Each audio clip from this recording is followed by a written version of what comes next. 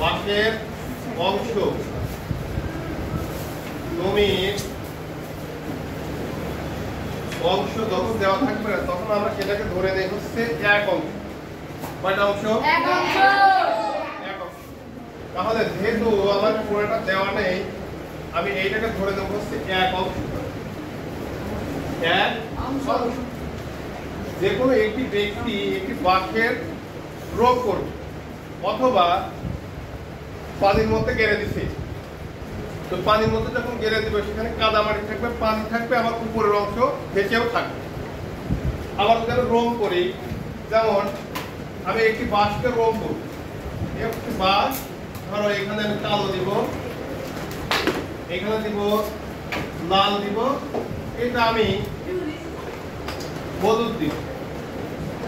এটা ধরো 0.15 অংশ, 0.25 অংশ, এটা আমার কথা। এই অঙ্কের সামঞ্জস্যটা একই রকম, এটা ভালো বুঝতে পারলে এটাও ভালো বোঝা সম্ভব। যেহেতু এই পুরো অংশটা যখন আমি জানি না, তখন এটাকে আমি ধরে এক অংশ। এখন এই অংশের মধ্যে যে কাদার যে অংশটা, বাঁশটা যখন আমাদের গেড়ে দিচ্ছে, গেড়ে দেওয়ার পরে কাদার যে অংশটা সেটা ছিল 0.15 অংশ। পরিমাণ দেওয়া নাই, এত মিটার এত সেন্টিমিটার দেওয়া নাই, সেটা অংশ দেওয়া আছে। কাদার উপরে পানি থাকে আমরা জানি, তো এইটুকু হচ্ছে পানি। পানির অংশটা হচ্ছে 0.65 অংশ। এখন পানির উপরের একটু ভেসে আছে, মানে বাঁশটা গেড়ে দেওয়ার পরে উপরে একটু ভেসে আছে। ভেসে দেওয়ার পরে এইটা কিন্তু আমাদের দেওয়া আছে নির্দিষ্ট পরিমাণ 4 মিটার। 4 মিটার, এটা কিন্তু অংশ দেওয়া নেই। এখন এইটা তো আমার একটি অংশের কত অংশ হবে, তাই না? কত অংশ হবে, এটা আমাদের প্রশ্নবোধক। এখন এই অঙ্কের ক্ষেত্রে আমার ফুল একটি বাঁশ তোমার একটা, এই জন্য আমি ধরে নেব যে সমাধান। সবাই মনে করি বাঁশের অংশ একটি সমান একটি বাঁশ করে একটি ধরে নিলাম। এবার একটু খেয়াল করি, এখন এর মধ্যে কাদার যে অংশটা আছে, কাদার অংশ,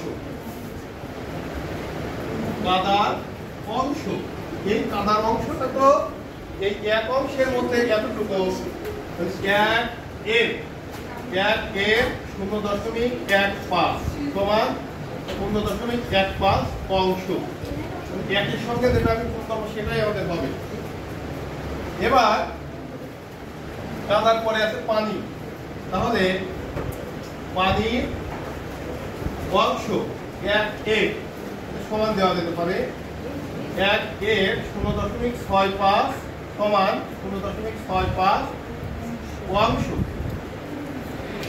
এখন এই যে কাদা এবং পানি মিলে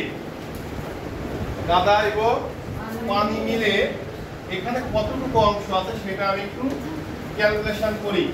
এই জন্য লিখব যে সুতরাং কাদা ও পানি মোট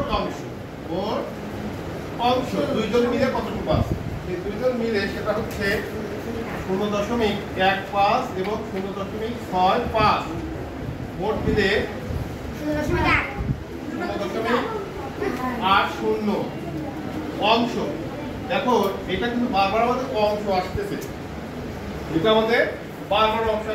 এইটার রেজাল্ট এই দুইটা আসবে হচ্ছে 0.80 অংশ।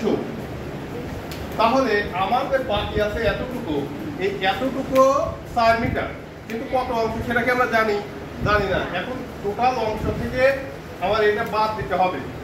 এখন দেখবো যে পানির উপরে অথবা বাকি অংশ, দেখবো পানির উপরে অথবা বাকি অংশ সমান। টোটাল অংশ ছিল হচ্ছে একটি অংশ, টোটাল অংশ ছিল একটি, এক থেকে এটা বাদ দাও, 1 থেকে 0.8 অংশ একবারে 0.20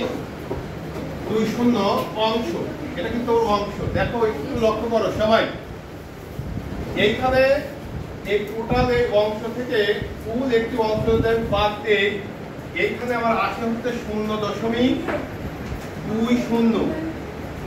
তাহলে এটাও তাই হবে, এটাও যা হবে এটাও তাই হবে।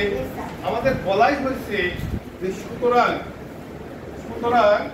বাকি অংশ, দেখবা বাকি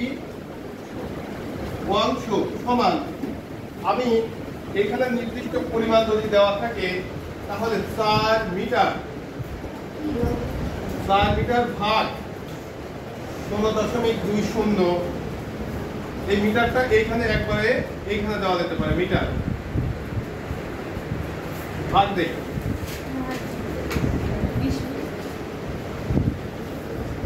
কত আসতে পারে?